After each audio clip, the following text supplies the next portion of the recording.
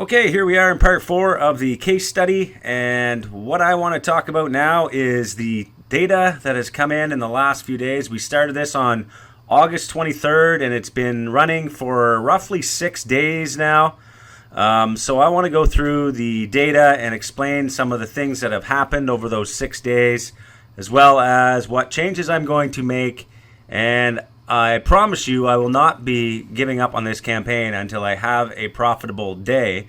And in order to get there, there has to be some changes made, and I'm going to show you how I would do that and my methods for optimizing a campaign like this on a native ad source like Rev Content.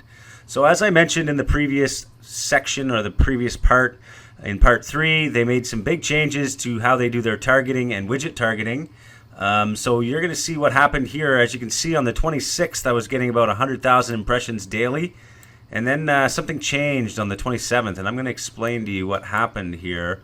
And as you can see right now, I've spent roughly $375, and the total revenue is 11 conversions. 2 of them didn't track. Actually, it might be 12 conversions. Let me see here. Let me just check in the actual network for the actual amount of conversion. Yes, the number of conversions is 12 for a revenue of 180. So basically, I've spent $200 of my own money out of my pocket in losses, but I have all of this data now where I can use that to optimize my campaign. So as many other of my campaigns start out, and that I've shown in other ones, the amount of money you lose up front is not really a loss in terms of, well, it is a loss in terms of how much money you just lost, but at the same time you're buying data, and you have to keep that in mind. So I basically bought data so that I can make decisions on where I want my ads to show. So it's an investment per se in terms of how I'm going to move forward with this campaign. Now, if I had 0 conversions at this point, I would consider it a dead campaign, and I would just move on to a new offer and a new landing page and a completely new thing. However, with 12 conversions, which is nearly 8-9% conversion rate here on 179 clicks through my landing page, there is some potential here to make some profit on a daily basis. So I just need to find out how to do that. And as you can see, there's lots of placements here that are getting clicks, like this one here. Like, these are the widget IDs. Okay, these are what came through on Rev Content. So remember the last video we set up the tracking to track all the widget IDs and all that stuff. Well, once we started the first day, we got 60,000 clicks. So let's just look at August 23rd, okay? So on the first day, which was August 23rd, I can come back in here and select this here up for the 23rd. And let's just do a little recap of what happened here. So we had 119 clicks to the actual ad link, and 12 clicks through the page. Now, this first day, I actually reset the stats at one point. So there was a reason for that, because I had the wrong tracking link. So I lost a little bit of data on this first day. So it's kind of a write-off. But what it kind of shows is the truth about what I was saying in the last video, that before the changes were made in the last few weeks or months, you would always have a runaway widget. But in this case, we didn't really have any runaway widgets. As you can see, these are the widget IDs, like I mentioned. So these are coming in, and these are the actual placement IDs that are inside Rev Content. Now, if you want to come into Rev Content and see those, just go to widget targeting here, and you'll see that 4908 is a widget that I was getting traffic on. Okay. Now, these are the monthly stats that I have set up here. And you can see that 4908 is also coming through my tracker on CPV Lab. There is a widget ID here, and it coincides with what you'll see over here. Now, what they've also done on Rev Content that I mentioned in the last video is they also now tell you where that actually is. So if I was to go to Healthy Food House on the internet, I would be able to see other ads running, and perhaps even my own ad on this website. This one has a bunch of different content here. Now, this is about healthy stuff and like the Healthy Food House. So maybe it's not related to what I'm running, but as I mentioned before, it's good to test different sites when you're starting out, just to make sure you're not missing out on any traffic. Now, this one actually did convert a couple of times. Actually has 1 conversion for the entire campaign. So again, this is a little too expensive, so I'm going to have to pause this widget. So what I have to do now is go through all of my widgets and pause the ones that are getting a lot of clicks. So what I want to do is I want to choose the entire month so I can get the most data in my report. And now I want to go and look at all of the widgets here. And I want to look at first how many visitors I got, how many landing page clicks I got, and how many conversions I got. So these are things that I look at. So this one here, for example, 113060 had 162 people click on the ad and only one person clicked through the landing page. So this here, just by pausing this one widget, that's going to save me a lot of money. So 113060, let's see how much I spent on that. If we can find it here. I might have already blacklisted it because I did come in here already in the last couple days and blacklisted widgets. So I believe if I look on here, you might see it already in here.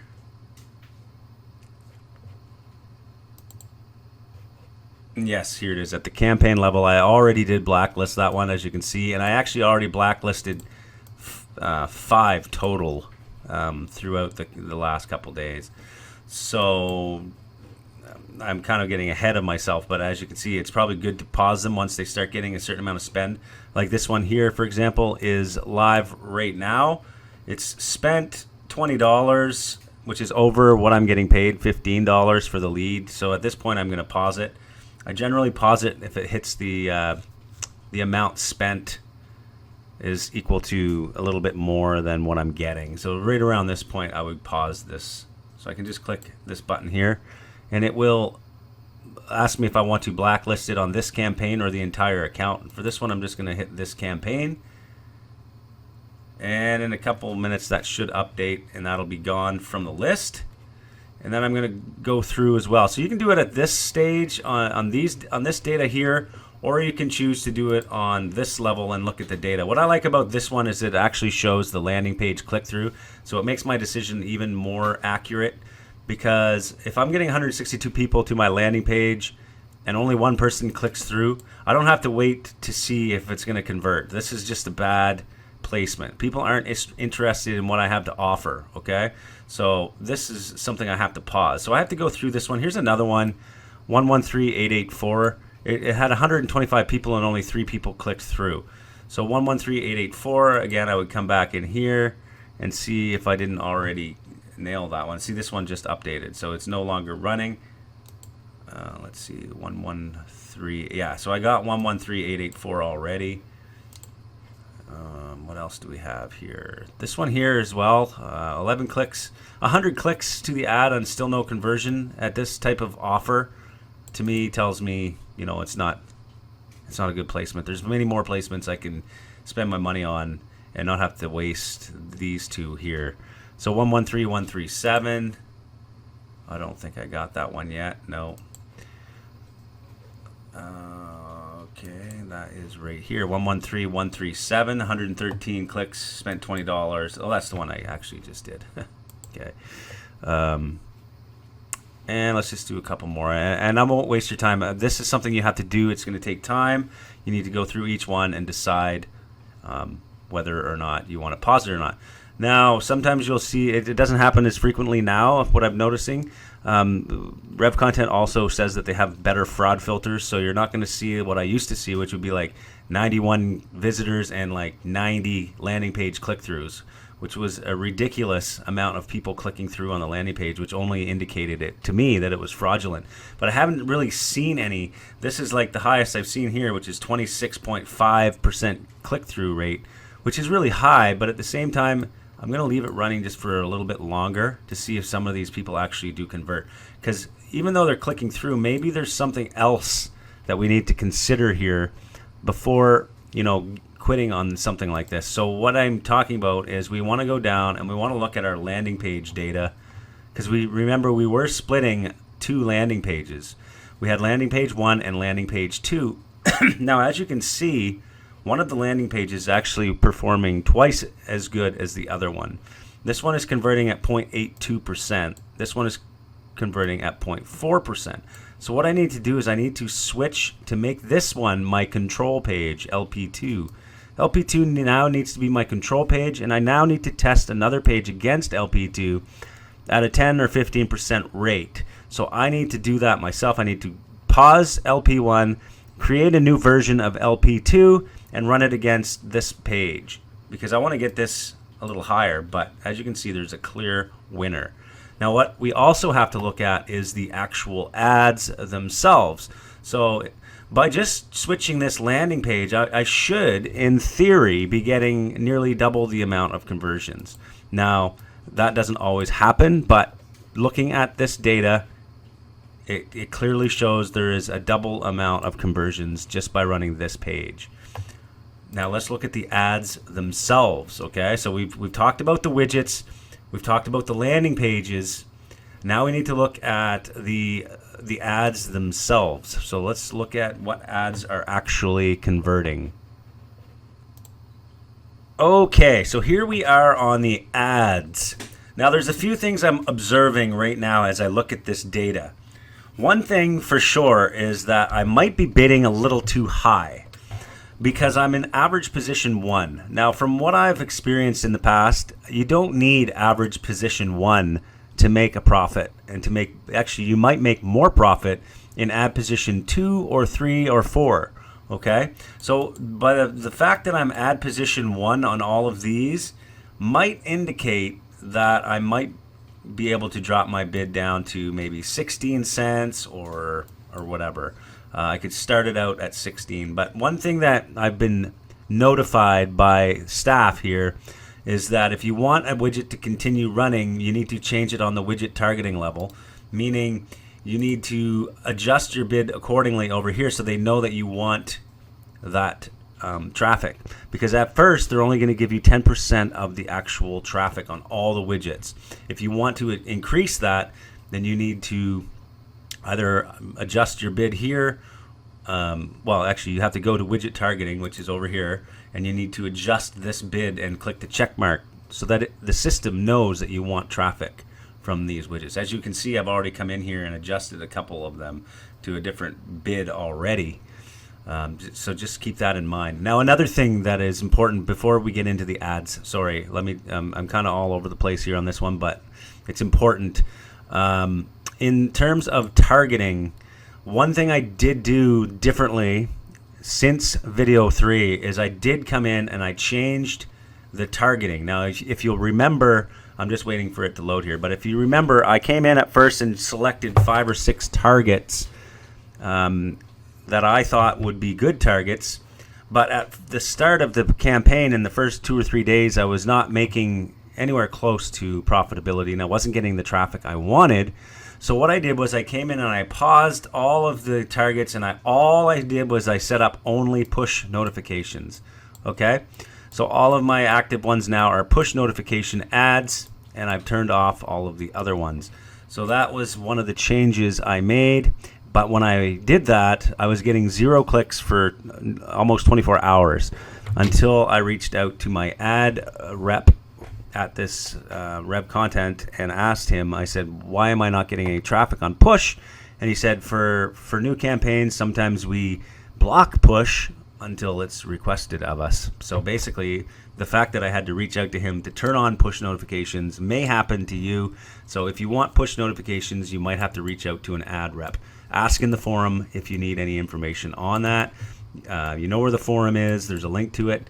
And we can private message you the contacts if this is something that you want to pursue. So back to the ads. Let's look at these. So what happened here? We've got, this is just for today. Let's go for the entire month. So this month, let it load. So as you can see, it was for the month second position, but this is because I wasn't on the push notifications at the first. Now that I'm on push notifications, they're a little cheaper clicks, and I'm in average position of 1 for the push notification traffic. However, this is all of the aggregate, this is all the data here that is for the month. So let's look at this for a second. We have one ad here that is converting quite well. Now, you're not going to see all 12 conversions because I didn't have the Rev Content pixel set up properly for the first few conversions, but we will see the 9, and we're still going to have enough data here to decide which ad is working. It's clearly this one. This one is the winner here at the top. 7 conversions with the CTR, which is the click-through rate of the ad of 0.23, which is decent for native ads. Anything over 0.15 is pretty good. This is 0.23. I've had it as high as 0.5. And if you look, you can also see it at the widget level. Sometimes you can see your CTR as well. As you can see here on this widget here, it's 0.59. On some widgets, it's super high, 0.732 for the CTR. But we're looking at the ad right now. So this is the winning ad, and I have 5 other ads eating up my budget. You can see 576 clicks on this ad with 1 conversion. These ones, 319 clicks, no conversions, no conversions, no. So this is the reason why you can't just come in here and set up 1 ad and 1 landing page. Your odds of survival in that type of scenario are slim to none. The more ads you test, the more landing pages you test, the more likelihood you're going to get enough data to make a decision as to what's actually going to work. So we know we have a winning landing page. We know we have a winning ad. Now we need to put those two together and then split test less ads against them. So instead of putting 5 more ads, I'll put 1 against this and 1 landing page against my other landing page. And then we'll focus more on the widgets. And then if we want to scale, then we can start opening up widgets, and we're constantly testing new ads and landing pages. So keep that in mind. So what I need to do here is I just need to turn all of these off and just run the 1 winning ad, and I'm going to set up a new ad similar to this one in the meantime. So this is the winning ad running. I'm going to go in and turn off LP1 and turn this into the control, switch that up a little and run it at 10%. And the offer we're going to leave as is. Right now we're at a conversion rate of about 6.7%. We want to get this over 10% in the short term, and hopefully higher as we continue to optimize this campaign. So this is just an update. As you can see, all of the widgets I have to go through and kind of pause and do that kind of stuff. But I wanted to give an update in video 4 as to where we stand here and how I'm going to get this into profitability. Now, if you have any questions, now is likely where you're going to have more questions. Please post them in the forum. It's important if you have to make decisions yourself. It's nice to have some feedback from others as to how you would go about this. And also keep in mind that this is just one campaign, which is casino. There are hundreds of CPL cost per lead offers you could do this on. You don't have to do casino. If you wanted to expand and do more white hat kind of stuff where ad networks would allow more leniency, then check out some financial offers or loan style offers or insurance, and run them on other networks as well, not just Rev Content. But once you understand how Rev Content works and how the widgets work, how targeting works, it's pretty much similar across all the major ad networks. The same thought processes need to be applied. You need to understand that testing is key, that you need to have multiple ads, multiple landing pages. You need to look at your placements. You need to know where your ads are being placed and all that kind of stuff. So remember, you can't just come in here, direct link, 1 ad, 1 lander, or whatever it is, and think that you're going to make money with affiliate marketing. Keep that in mind. There's a lot of work to it. So I'll see you in the next video. There will be another part to this, seeing some more data after I make some optimizations, and we'll continue until we have this into a profitable scenario.